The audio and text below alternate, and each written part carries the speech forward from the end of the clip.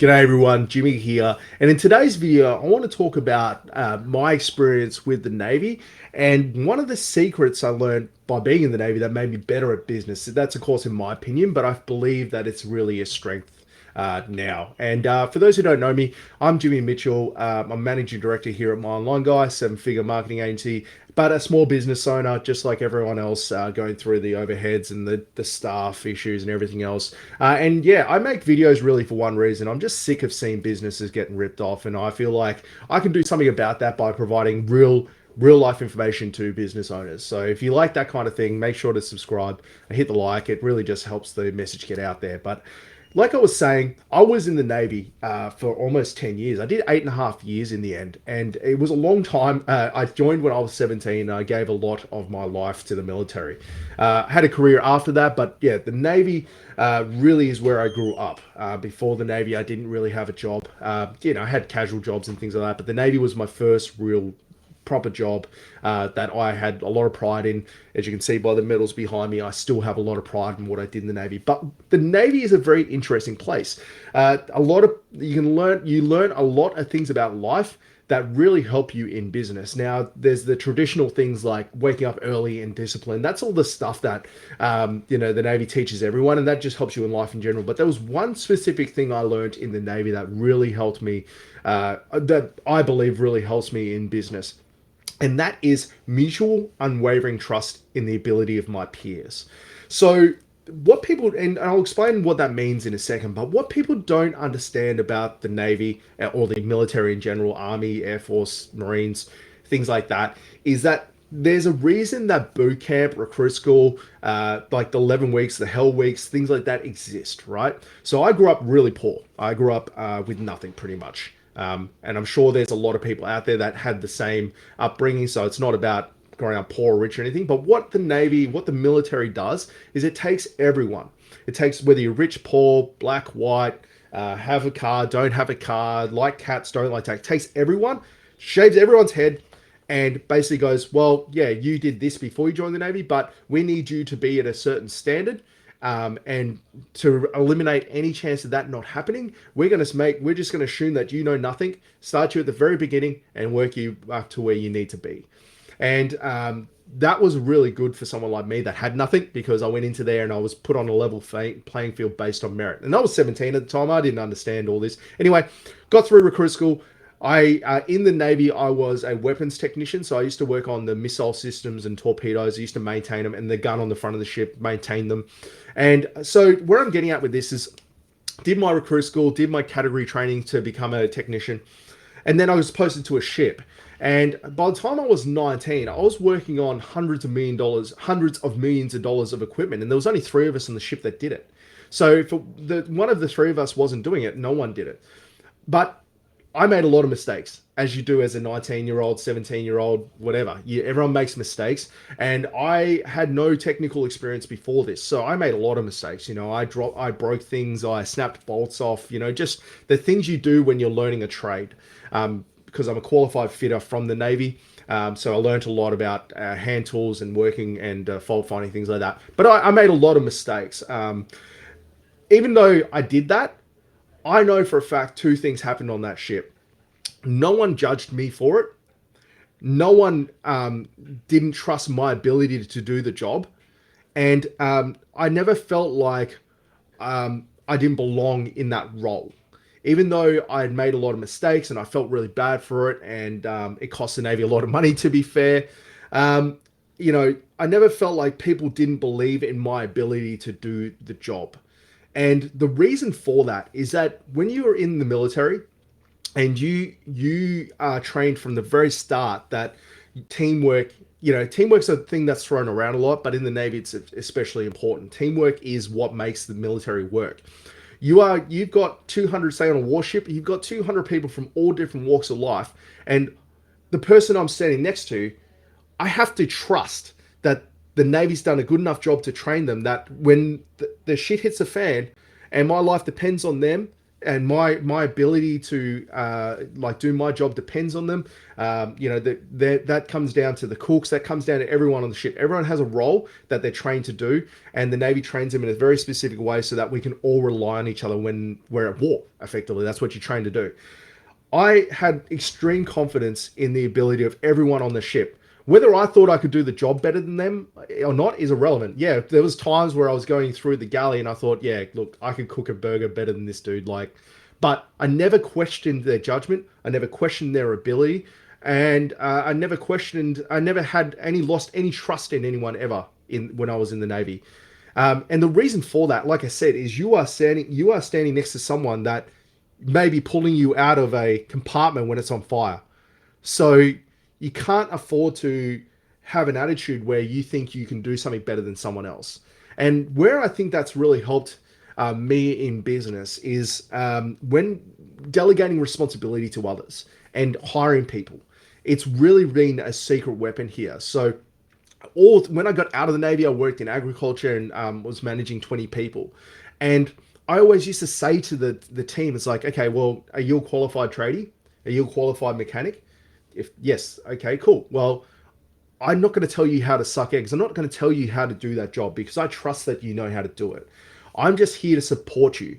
So if you need support, if you need resources, if you need things, that is my job as the branch manager, is to make sure that you get what you need to be able to do the job, because I have complete faith in your ability to do the job. Even though that I may do things differently, doesn't take away from the fact that I think you are the right person for this role. Otherwise, you wouldn't be in the business. And I treat this the same. The whole team, there's things that the team does that I seriously question and go, man, I could have done that better, or I would have done that differently, or I would have changed things. But I would never question their ability to be able to do it. Or because they're doing it different from me, doesn't like we train people in a certain way and we do things in a certain way that's a lot like the military. Like if I'm very honest and transparent about people's skill sets, and if they don't know how to do something, I'd rather they come to me, tell me, so that we can build them up to where they need to be, where that explicit trust is there. And I try and walk that walk. You know, if one of the team comes to me and says, I did this way because I thought it was the right way to do it, I would never question that. And we have a policy in the business where if someone comes up to us and they make a mistake, as long as they had our best interest at heart and the customer's best interest at heart, and they just thought they were doing the right thing, I'm never going to get upset at that, because it's always fixable. Like there hasn't been a problem yet that's fixable. But the Navy taught me that. The Navy taught me that even though I can do things for myself and I can arguably do things better than some other people, doesn't mean I shouldn't explicitly trust and have an unwavering trust and a mutual respect and a mutual trust for my peers, because they're here for a reason. You've hired them. I've hired people for a reason, or they're in the business for a reason. You got to let them run their race, because what I've discovered, especially starting my own business, is that a lot of the time, the way I would have done it is not the best way to do it. It's not, or because I think it needs to be done this way. If I was micromanaging people and getting in their way and going, well, I trust that they're able to do this job, otherwise they wouldn't be sitting in that seat, I'm going to let them run this race, sit on my hands, grip my teeth. The outcomes have always been better than me just getting in the way and throwing my hat in the ring. The times I've found myself doing that, the outcome has been worse because there's less emotional investment by the people that are doing it. People want to be trusted. That's why I love the Navy so much. That's why I loved being at sea so much. That's why I love the military so much, is because, like I said, I was a 19-year-old in charge of things that could literally blow up the ship. You know, when you're in charge of a missile system that is designed to blow ships up, and your one job is to make sure that that missile leaves the compartment so it goes and blows up something else, it's a huge amount of responsibility given to a 19-year-old. But the Navy trusts you. They go, well, we're going to train you a certain way. We trust your ability to be able to do that. And because of that, that gave me a certain amount of trust. And that gave everyone else on the ship a certain amount of trust. No one questioned the fact that I was a 19-year-old, or is a 19-year-old experienced enough to do this. No one questioned that. No one questioned, oh, you don't have enough experience. They went, you're on this ship. Your role is this. We trust that you're going to be able to do that. You're going to trust you're going to keep fit and active so you can pull someone out of a compartment. You're going to trust you can firefight, trust all those things, because Without that, there'd be just a whole bunch of people on the ship just second guessing each other, because the Navy only hire, or the military only hires smart people and intelligent people and people that can think laterally. So you have a whole bunch of people that can arguably learn a whole bunch of stuff, but you stick to your own lane and you do it the best way you possibly can, and then you give advice when it's needed. That's where I sit in this business now. Is like, if someone needs advice or someone needs help, I go and give them that advice. I go and give them that support. I go what we call top cover. I just give top cover. If someone needs a tool, I go and find the best tool for them. I pay for it. That's my kind of job now in this business. Is like, I am not there. When it was just me, it was a different story, obviously. But now we've got 12 staff. My job, team, sorry, staff is not the right word. I've got 12 peers and I've got a team of 12. My job is to get out of their way a lot of the time and go like, I trust your ability to do this. You need to back yourself now. And so a lot of what we do training wise is helping people get more confident in backing their own decisions. It's always been a skill that I've pulled from the Navy, is like the ability to back myself. If I feel like I can do something, I back myself and I double down on myself, because the Navy teaches you to do that. You can't second guess yourself when you're in a war zone and you've got to get a gun to work and you're wondering, oh, do I pull this out? It's like, you've just got to work off what you've been trained to do and work off instinct. And my job, especially because our team's a little bit younger, I feel like my job and my responsibility is nurturing that. They all have the natural ability to do this job. We don't hire people that I don't think that I can explicitly trust, and that have the ability to do the job, because that's all we hire for is culture. It's effectively, that's what that is, right? We hire for culture. We can teach the things that they need to know, but they need to have the ability to understand that, things like that. Once we teach them, my job is then to encourage them to back themselves and encourage themselves and understand that this environment isn't a whip with a stick. Like, if you get it wrong, I'm not going to yell at you for getting it wrong. I want you to make mistakes so that you can learn from them, so that you can be better. Because that's how this works. So, like, I think I kind of went in circles here, but I think one of the key things, like I said, I learned from the Navy when I was in there, is to have mutual, unwavering trust in the ability of your peers. And then I've just carried that into management. Even when I was a technician working in agriculture, I carried that into it. I always used to say to the mechanics, or the farmers or everything, is like, look, I'm not a farmer. You tell me what, I trust your ability as a farmer. You tell me what's wrong. And if you think it's wrong, I'm not going to sit here and question your judgment. I'm just going to try and interpret what you're saying and turn it into a result. So, like, if you say the GPS isn't working because you're using it this way, I'm not going to turn around and say it's not designed to do that. I'm going, okay, well, let's try and find a middle ground between what you need it to do versus what it can do.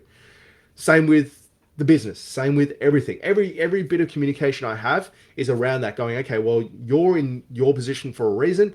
I'm not here to judge that. If I can do it better, I'm not here to sit here and think I can do it better. I'm here to go, okay, well, I trust the reason you're in that position. Let's work on where the solution is.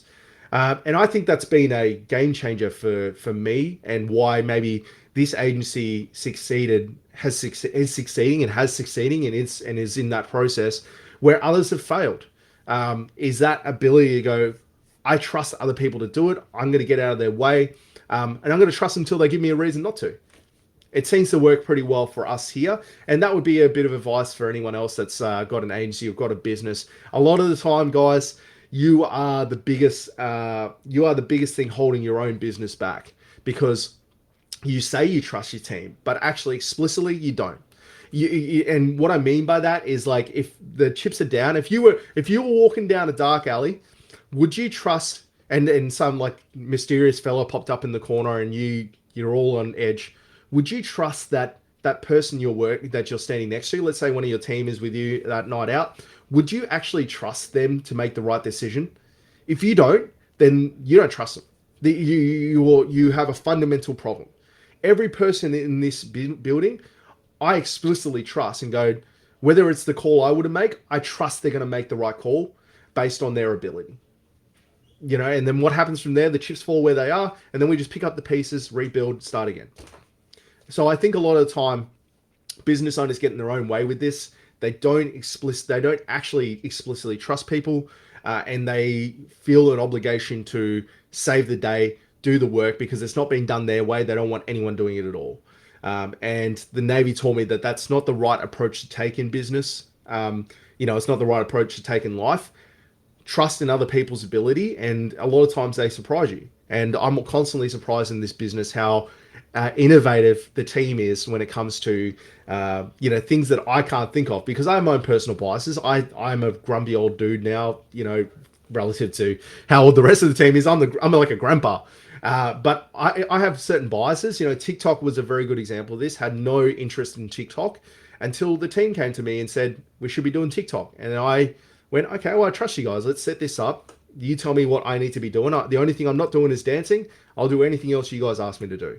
And we're getting some pretty good results now. So, guys, thank you for watching. This is obviously a little bit of a different format. But I've been asked a lot about my experience in the Navy and how it applies to business, and this is just one way it applied.